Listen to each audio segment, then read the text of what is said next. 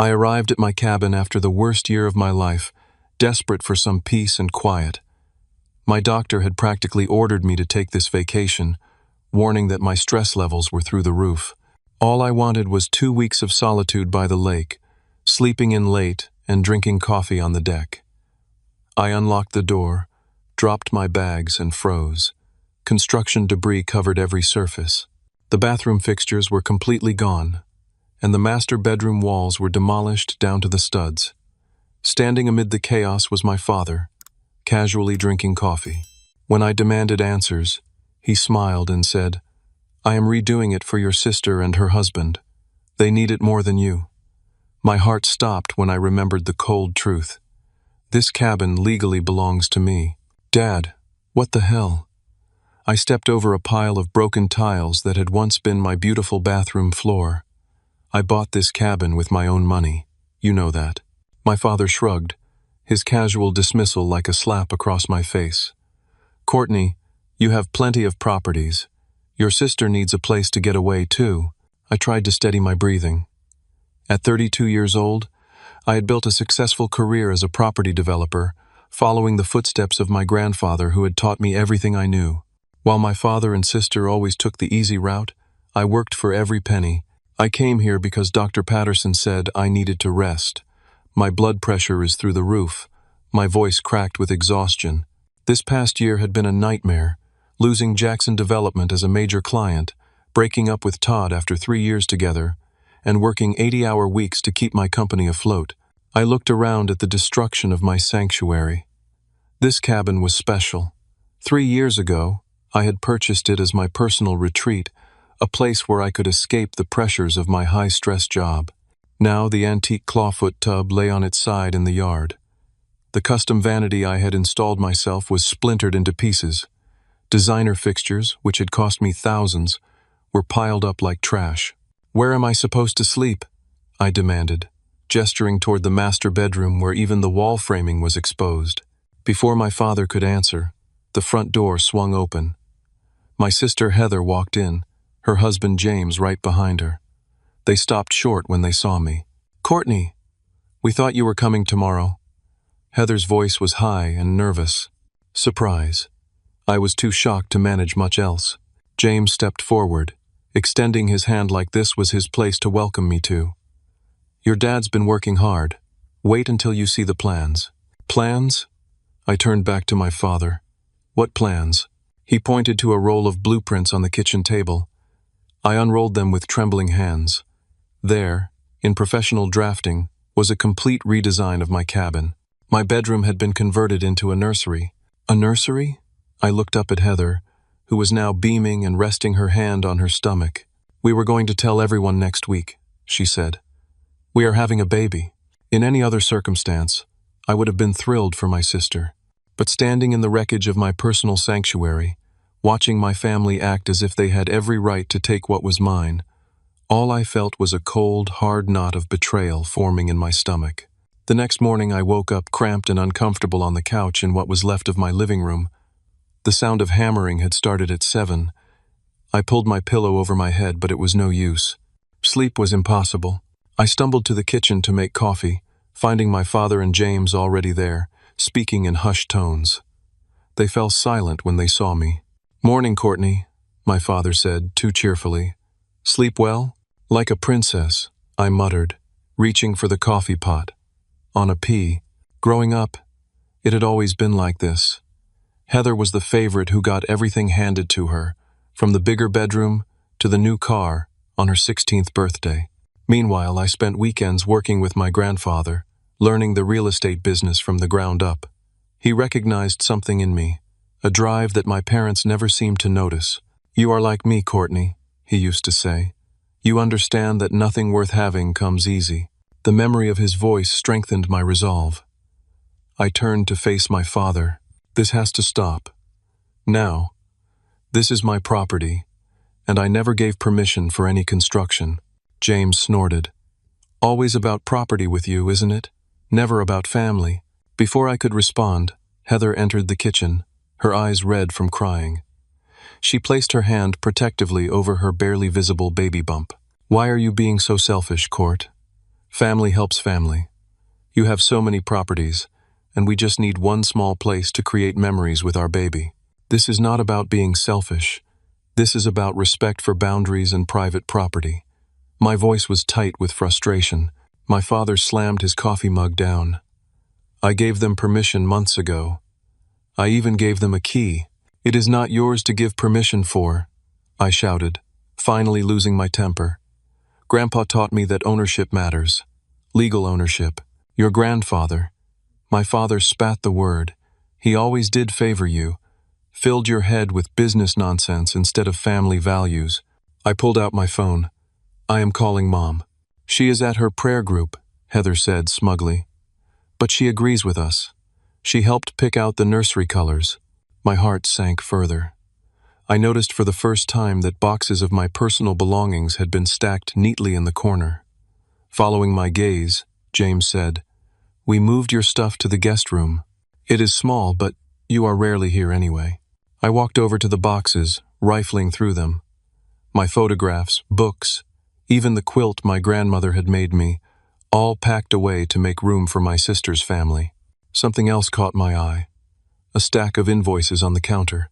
I picked them up.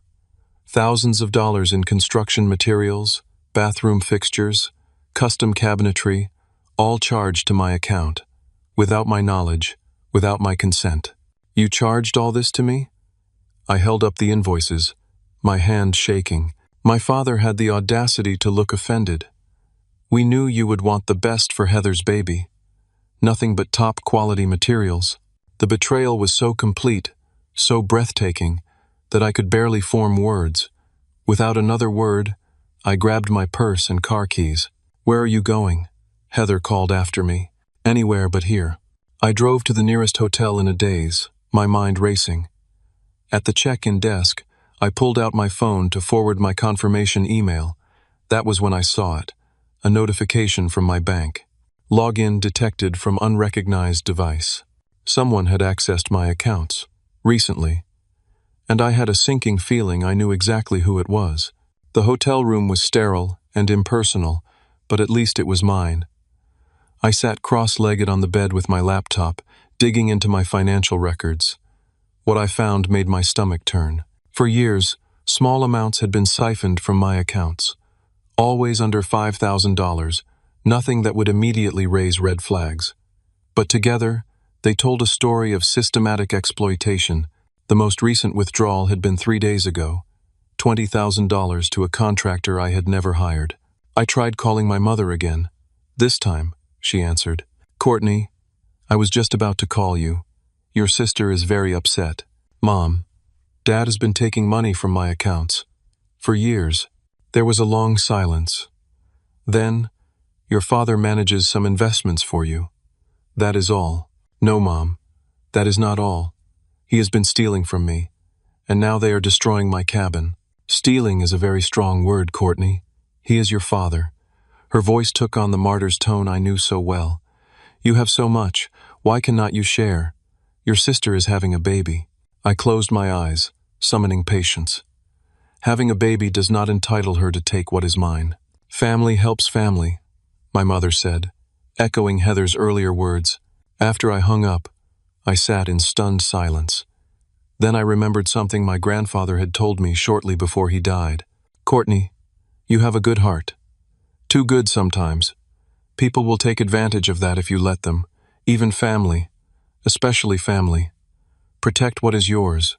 It is not selfish to have boundaries." At the time, I thought he was being paranoid. Now his words seemed prophetic. I spent the next few hours investigating further. My family had not just taken liberties with the cabin, they had been using all my properties as their own personal vacation homes. My condo in Aspen, my beach house in Florida, the small apartment I kept in the city. All had been occupied regularly, according to the utilities and security systems, during times when I was not there. I called my best friend Sam. They did what? His outrage was validating. "Court, that is insane. And illegal. I know. But they are my family. What am I supposed to do? Have them arrested? At minimum, you need to lock them out and get a lawyer." Sam had always been my voice of reason. We had met in business school and had seen each other through every crisis since.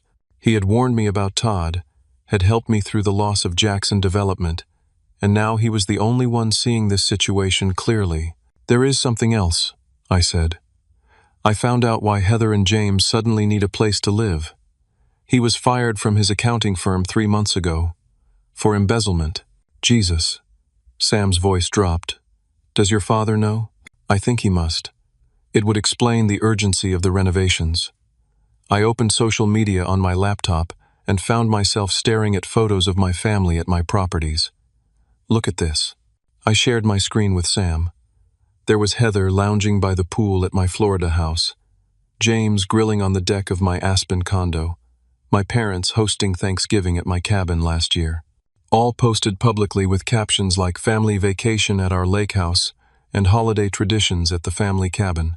"They have been pretending my properties are family properties," I said, the realization hitting me like a physical blow.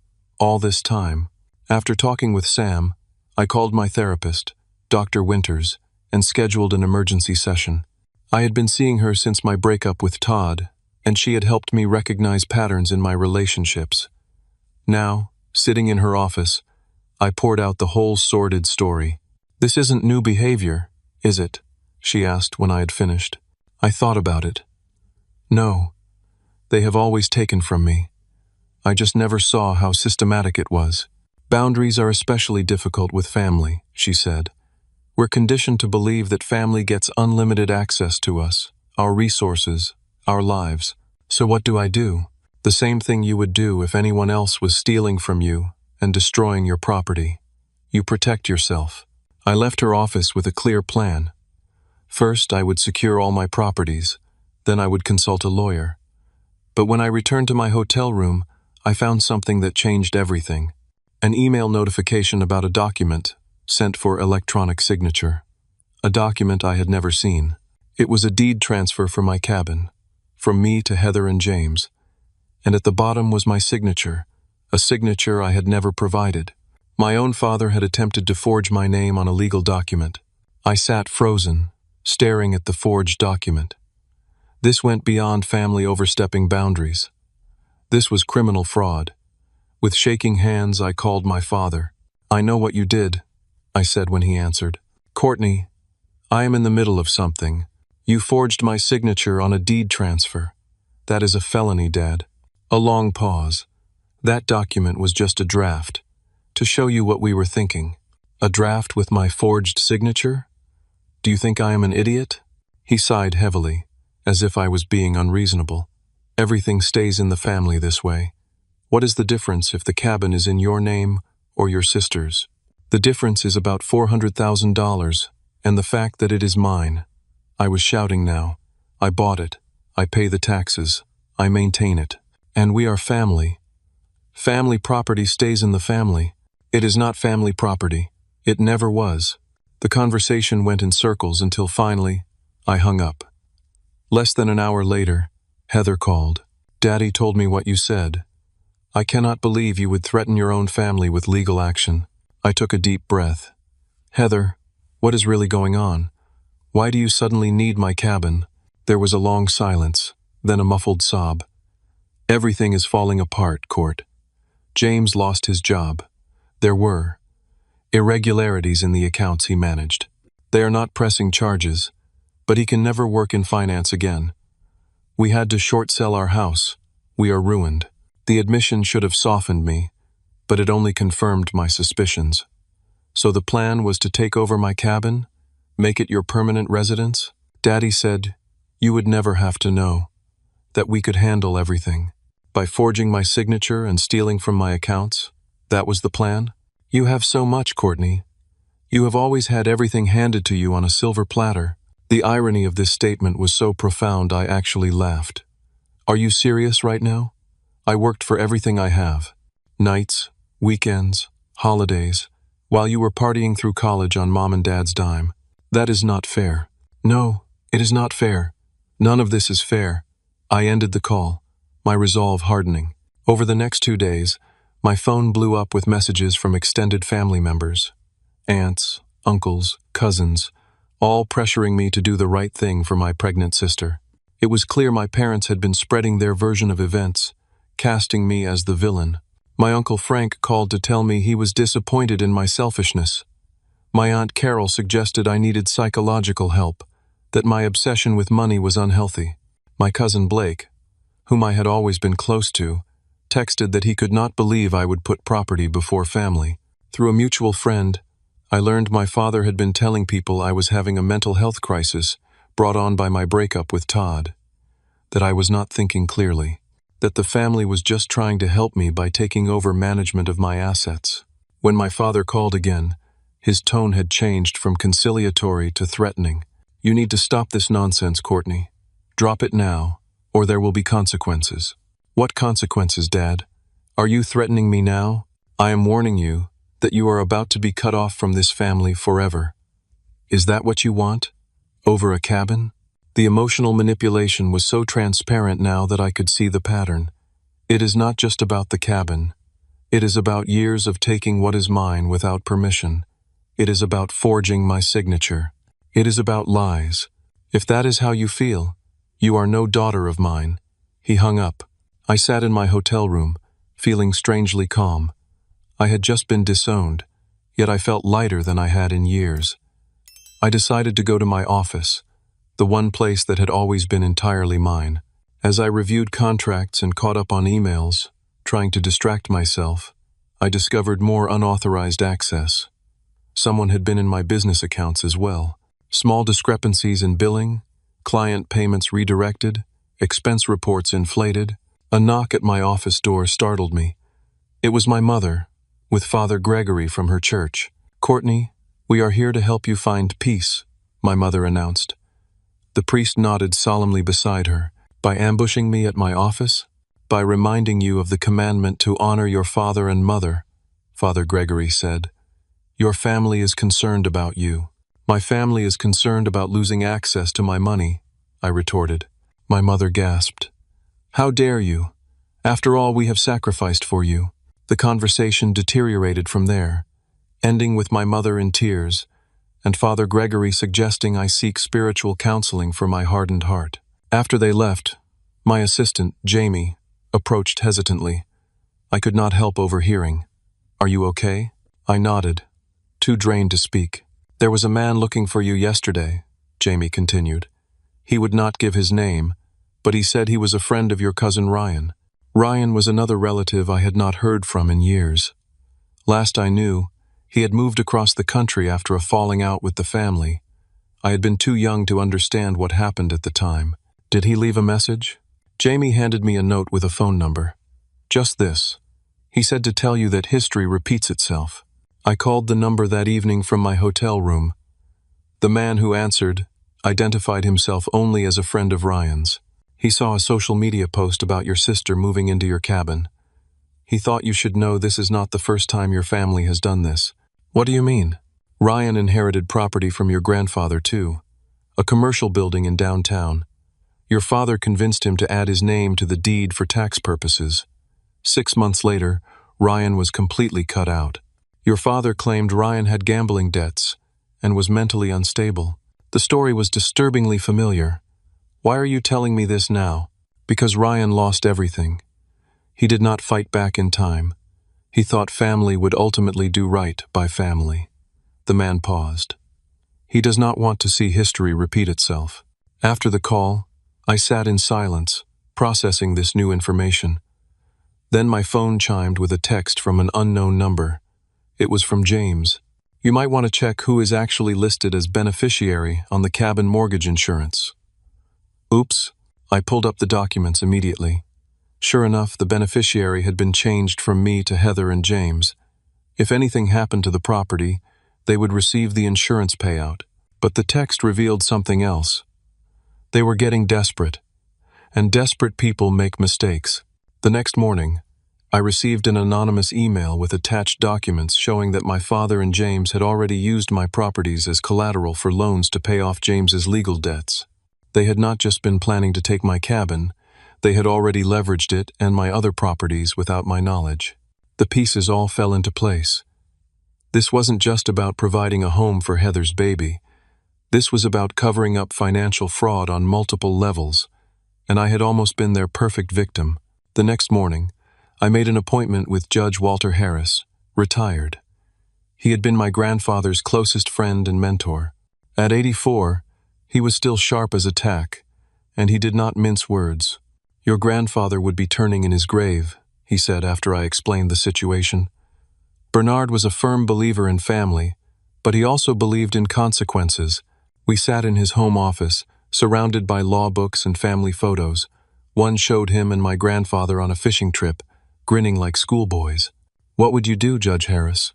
His eyes, faded blue behind thick glasses, met mine directly. "I would fight like hell, Courtney. Not just for the properties, but for the principle.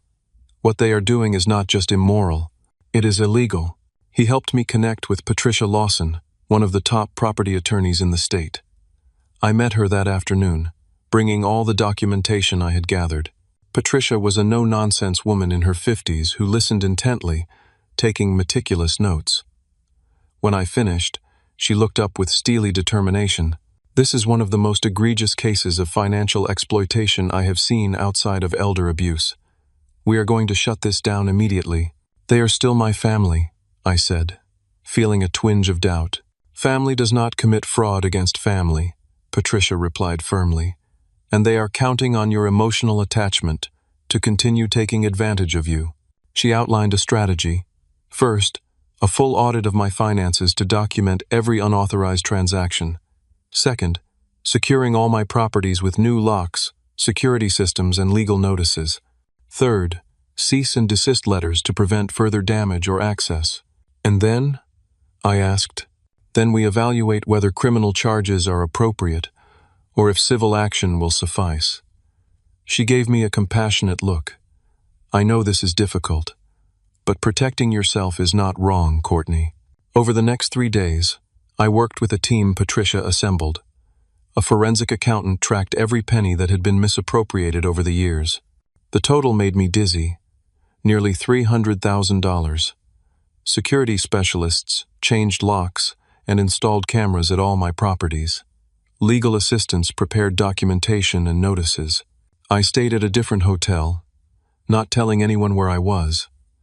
But the text messages and voicemails continued.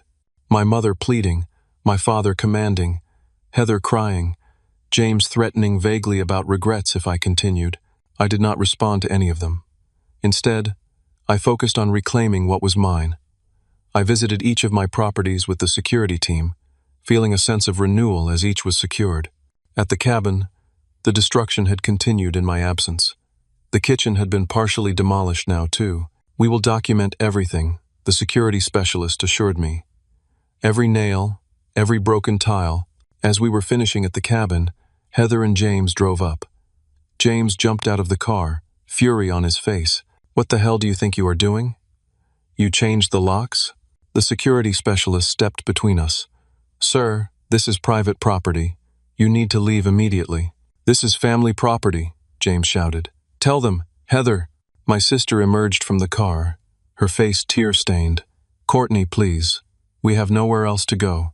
I almost wavered then. Almost. But then I remembered the forged documents, the stolen money, the years of taking what was mine without even asking. "You should have thought of that before you decided to steal from me," I said quietly. "This property is secured. If you attempt to enter, you will be trespassing, and the authorities will be called." "You would call the cops on your own sister?" Heather's voice broke. "You forged my signature, Heather. You and Dad and James conspired to commit fraud. What did you think was going to happen?" James lunged toward me, but the security guard blocked him. "Sir, step back now, or we will call the police." "This is not over," James hissed as he retreated. "Not by a long shot." They drove away, and I felt a strange mix of sadness and relief. That evening, back at my new hotel, I received a call from the security company. There had been an alert at my Aspen property. "The cameras caught someone trying to access the property," the operator told me. "We have alerted local authorities."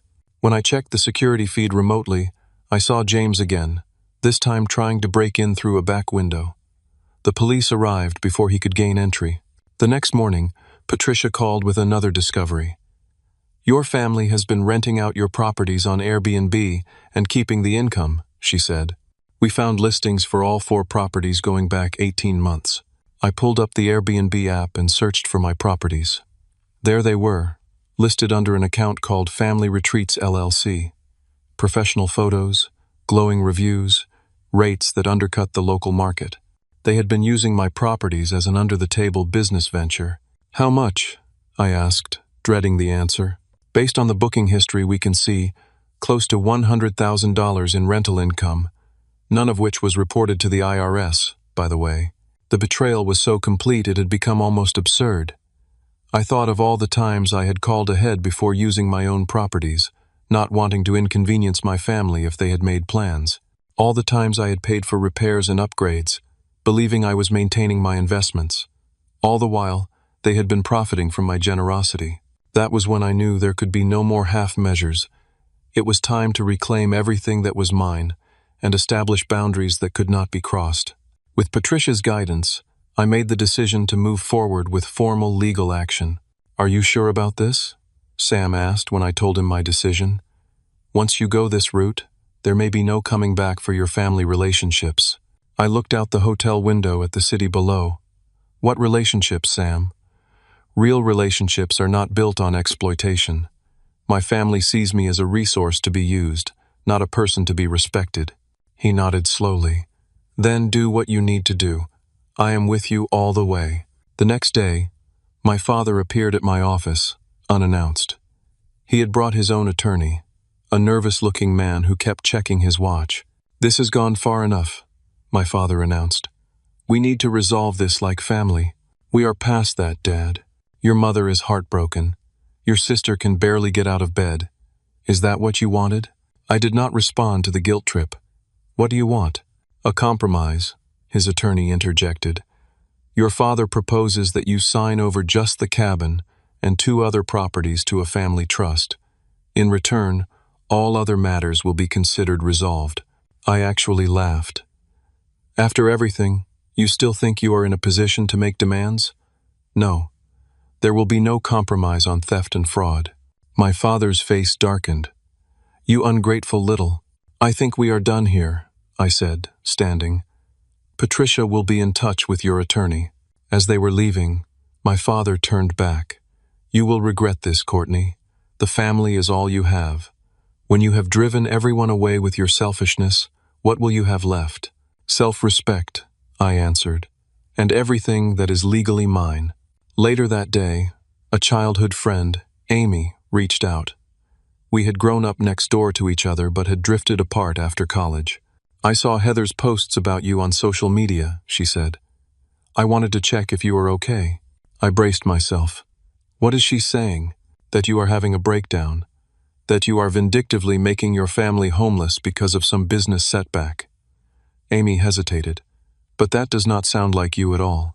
I told her the truth, all of it. When I finished, she was quiet for a long moment. "I am not surprised," she finally said. "I remember how they always took your things, even when we were kids. Your bike that your dad gave to Heather, your college fund that mysteriously got smaller because your parents had emergency expenses, the family vacation home that was supposedly for everyone but somehow you were never allowed to use." Her validation meant more than I could express. "You remember all that?" "Of course I do. And I will tell anyone who asks the truth about what kind of people your parents really are." That evening, James called. His tone was different, conciliatory. "Look, things got out of hand. We can work this out." "There is nothing to work out," I replied. "The properties are mine. The money you took will be repaid. End of discussion." "You do not understand the position you are putting us in," he said, his voice taking on an edge. "People are asking questions at my old firm.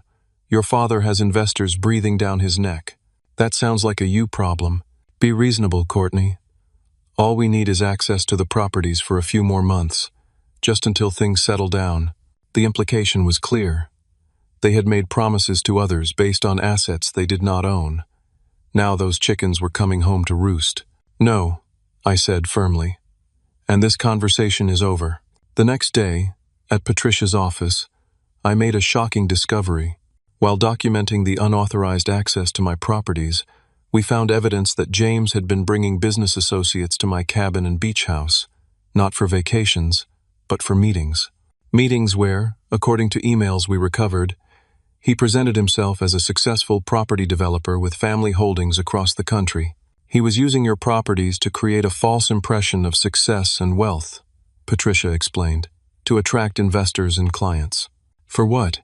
Based on these emails, some kind of investment scheme, promising returns that seem implausible. I felt sick. Not only had my family been stealing from me, but they had been using my properties to potentially defraud others as well. What happens now? I asked. Patricia laid out several documents on her desk. Now we take definitive action. These are formal cease and desist letters for each family member involved. These are notices of trespass for all your properties. And this, she pointed to a thicker document, is a formal complaint we will file with the district attorney's office regarding the forgery and fraud. I took a deep breath. And you think this is necessary? Given the escalating nature of their behavior and the potential involvement of third parties? Absolutely. I signed where she indicated. As I did, I remembered my grandfather's words again. Protect what is yours. It is not selfish to have boundaries. For the first time in weeks, I felt like I was honoring not just his advice, but also my own worth.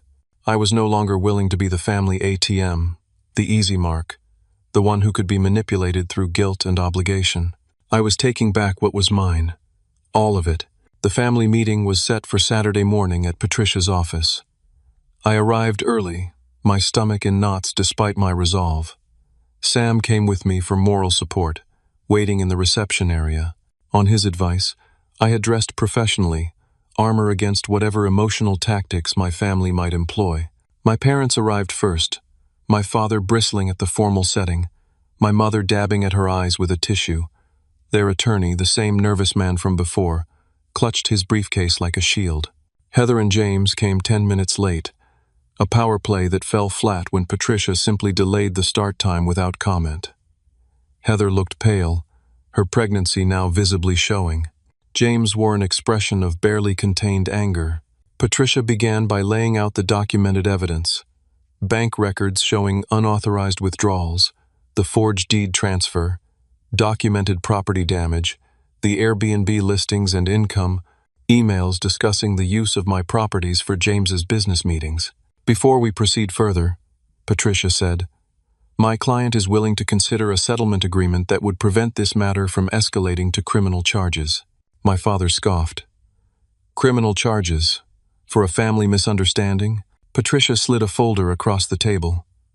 Forgery is a felony in this state, Mr. Taylor. So is fraud. There is nothing to misunderstand about that. His attorney, after reviewing the documents, whispered urgently in my father's ear. The color drained from his face. This is ridiculous, James interjected. After all we have done for you, Courtney. All the support over the years. What support exactly? I asked, finding my voice. The support of taking my money without permission? The support of using my properties as your personal vacation homes? The support of trying to steal my cabin out from under me? We are family, my mother said tearfully. Family helps family. Family does not steal from family, I countered. Family does not forge signatures. Family does not lie and manipulate and gaslight. My father leaned forward, his expression hardening.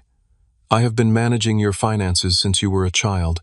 Everything you have came from my guidance and connections. That is a lie, I said calmly. Everything I have, I built with my own hard work, following Grandpa's teachings.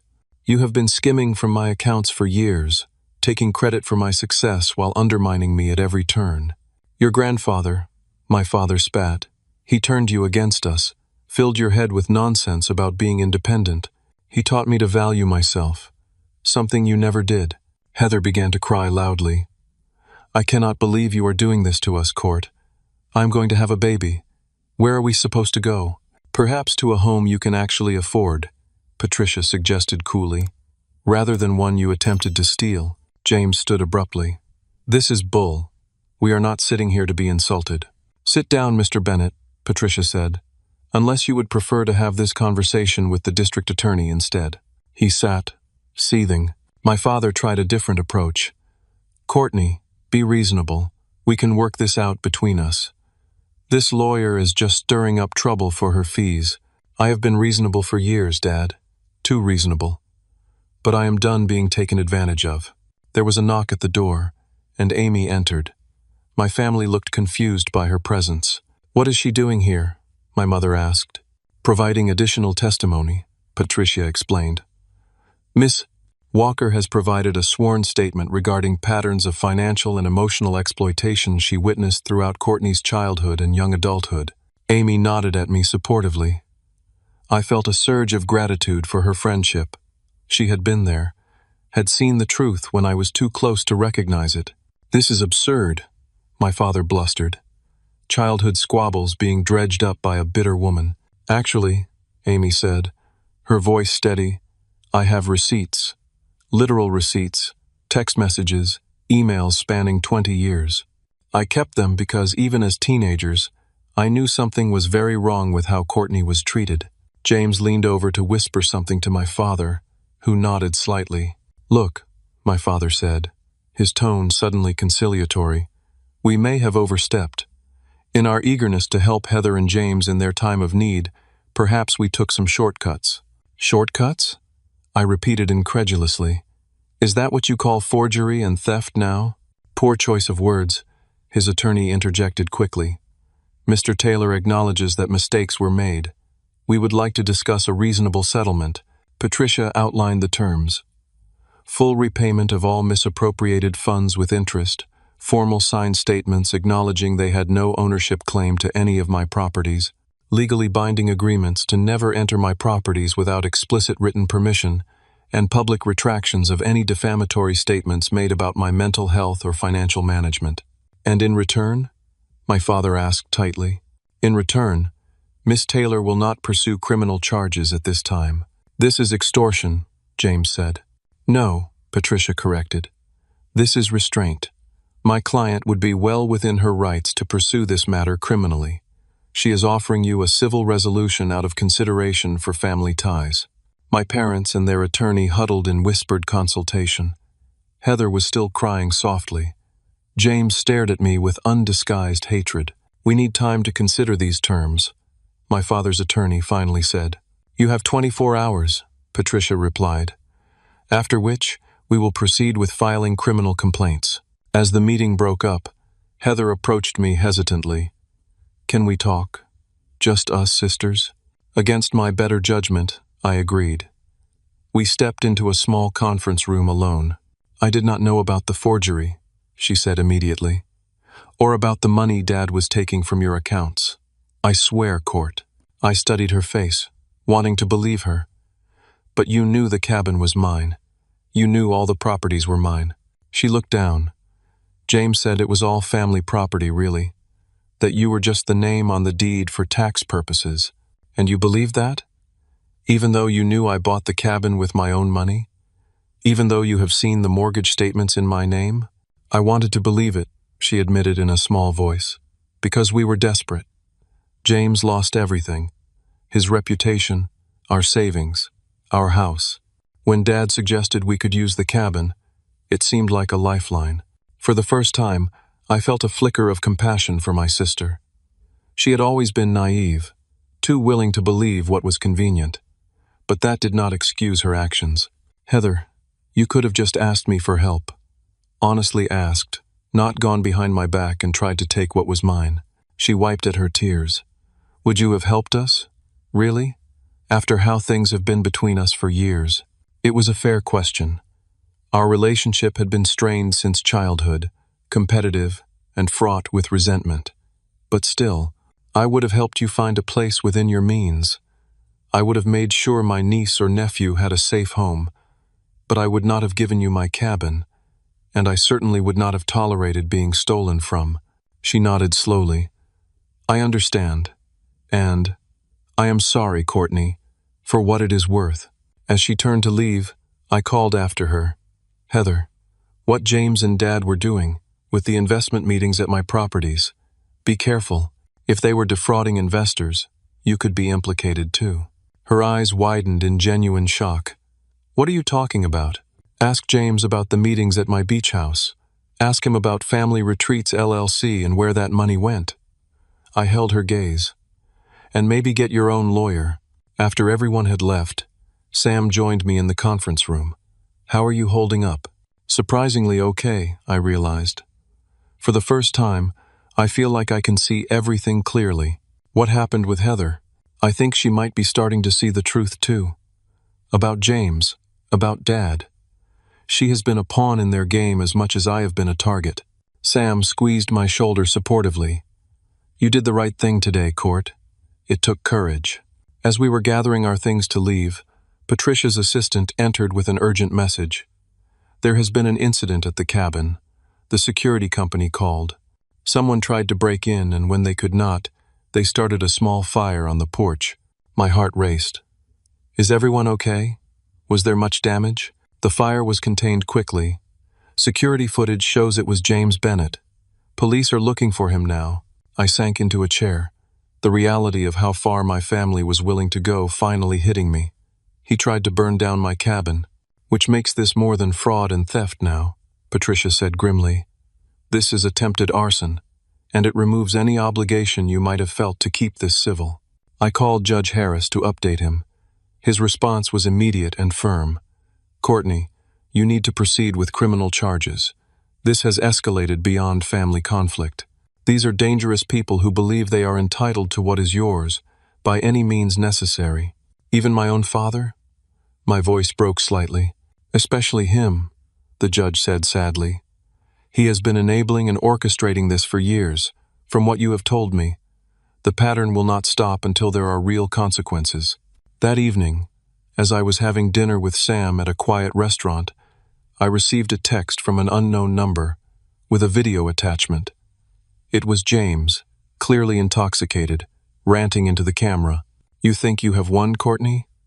This is just the beginning. You have no idea what's coming. Your perfect little life is about to burn down around you. Literally. Watch your back. I forwarded it immediately to Patricia and the police detective handling the case. Within hours, James was arrested for attempted arson and making criminal threats. The next morning, my phone rang. It was my father. What have you done? He demanded without preamble. I have not done anything, Dad. James set fire to my property and then threatened me on video. His own actions led to his arrest. He was upset. You drove him to it with your stubbornness. No, I said firmly.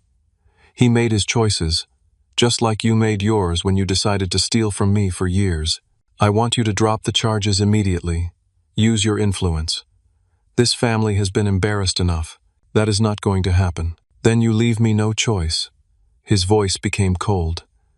I am going to contest your grandfather's will. Claim he was not of sound mind when he left you his business interests. I will tie you up in court for years. I almost laughed at the empty threat. The will was settled 8 years ago, Dad. There is no legal basis for contesting it now. But thanks for confirming that this has always been about your resentment over Grandpa choosing me to carry on his legacy instead of you. You ungrateful little. Goodbye, Dad. I hung up. Later that day, I received an unexpected call from my mother. Her voice was subdued, lacking the usual dramatic flair. James was arrested. Did you know? Yes, Mom. He set fire to my porch and then sent me threatening videos. A long silence. Then, your father is not well, Courtney. He has not been for some time. What do you mean? He has been making increasingly risky investments, borrowing from one person to pay another. The business has been struggling for years, but he would not admit it. She paused. I think that is why he has been taking from your accounts, to cover his losses. The revelation should have surprised me, but somehow it did not. It explained the escalating desperation, the increasingly brazen attempts to access my properties and assets. Why are you telling me this now? Because it has gone too far. The fire, the threats. This is not who we are as a family. Her voice cracked. At least, it is not who we were supposed to be. It is a little late for that realization, Mom. I know. Another pause. I will testify if needed. About the forgery. I saw your father practicing your signature. I was stunned into silence. My mother, who had enabled my father's behavior for decades, was finally choosing truth. "Why the change of heart?" I finally asked. "Because I am afraid of what happens next, if someone does not stop this cycle." She sounded tired, defeated, "And because you deserve better than what we have done to you. You always did." It was the closest thing to an apology I had ever heard from her. Not enough, not nearly enough, but a start. "Thank you for telling me," I said simply. That night, I sat alone in my hotel room, reflecting on the day's revelations. My father's financial desperation, my mother's belated honesty, Heather's confusion, James's rage. A family built on lies and exploitation, now crumbling under the weight of truth. I felt grief for what we could have been, but also a strange sense of liberation. The truth, painful as it was, had finally set me free. My phone buzzed with a text from Patricia. "Get some rest. Tomorrow we finish this." And for the first time in weeks, I slept deeply, without dreams. 1 year later, I stood on the deck of my fully restored cabin, coffee mug in hand, watching the sunrise over the lake. The morning air was crisp, carrying the scent of pine and possibility. The legal proceedings had concluded months ago, more quickly than anyone expected.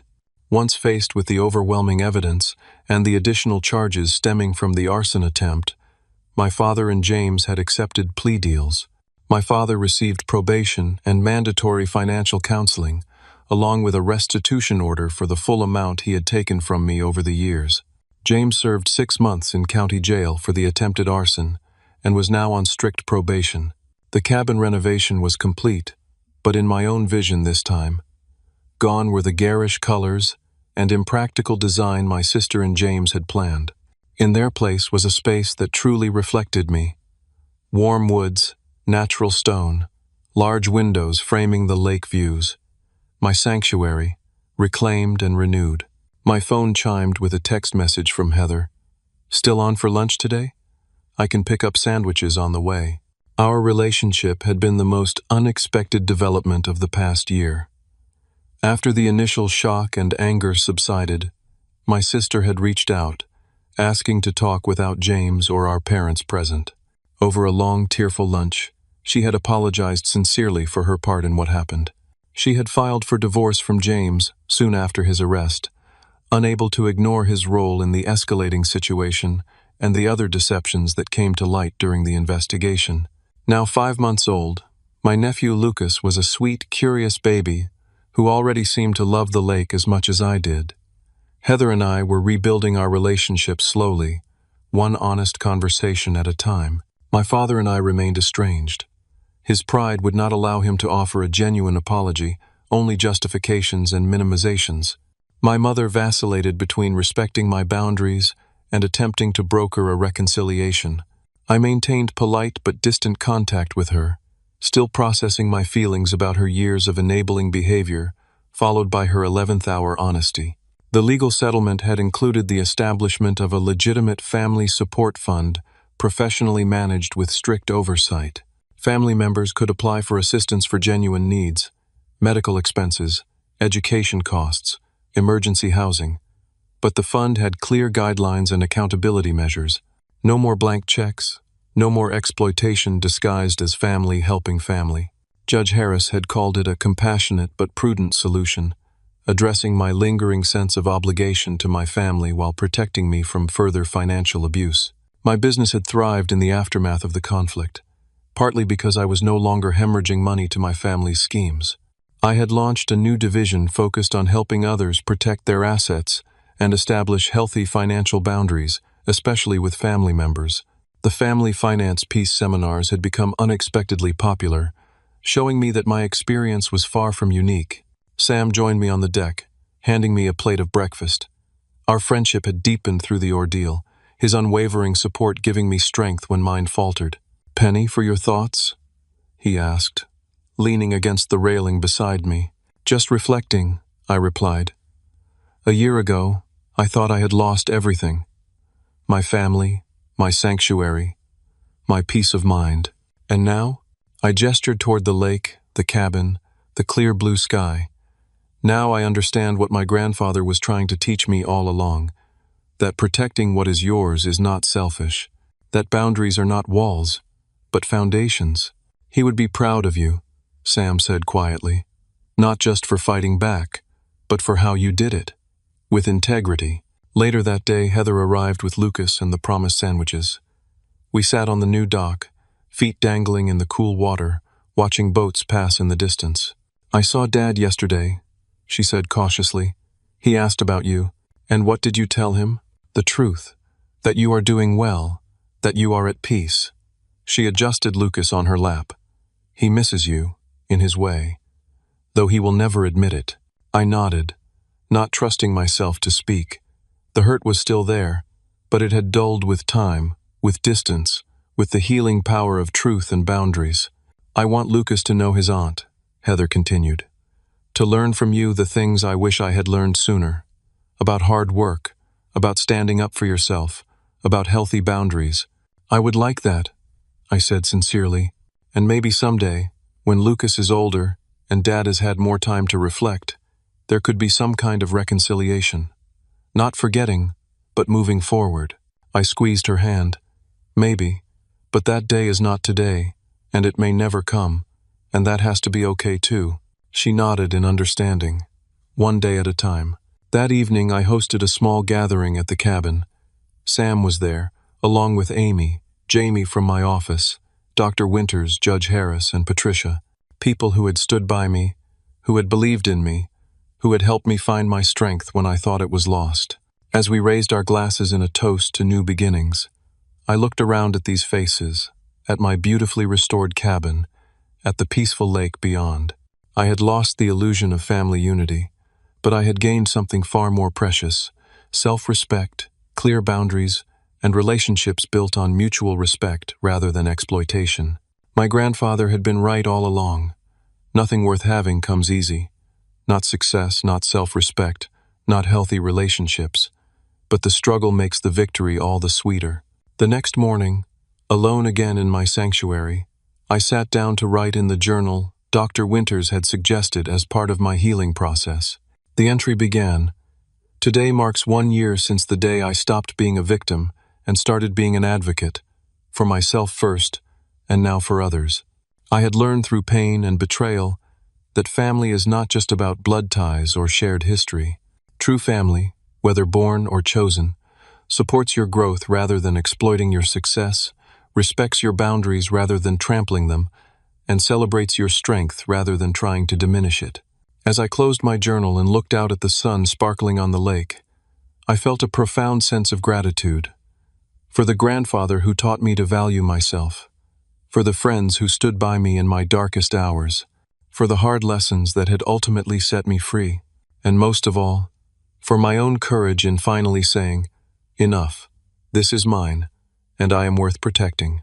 Have you ever had to establish boundaries with people close to you? How did you find the strength to stand up for yourself, and what did you learn from the experience? Please share your thoughts in the comments below. And if this story resonated with you, hit that like button, subscribe to hear more stories of triumph over adversity, and share it with someone who might need to be reminded that setting boundaries is not selfish, it's essential for well-being. Thank you for listening.